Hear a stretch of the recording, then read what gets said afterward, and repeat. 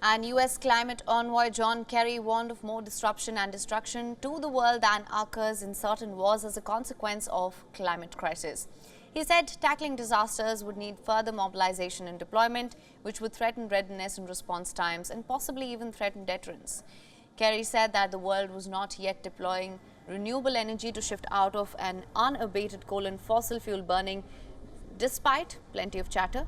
He outlined that 18 of the most impacted places in the world were in sub-Saharan Africa, where 48 countries produced only 0.55% of the entire world's emissions.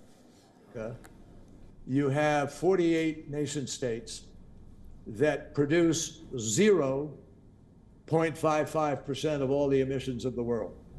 18 of the 25 most impacted places in the world are in Africa. So that's where you're going to have a massive impact. The entire food production capacity is at risk. It hasn't happened. It's not happening tomorrow, but is at risk of imploding. Kerry urged world leaders to work with China, leaving aside serious geopolitical issues to address common climate challenges. He said US President Joe Biden was hopeful there could be some thawing in the relationship with China soon.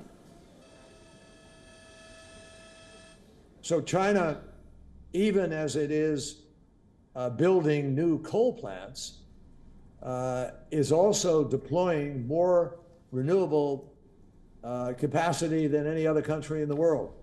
China is also the largest manufacturer of that capacity than any place in the world.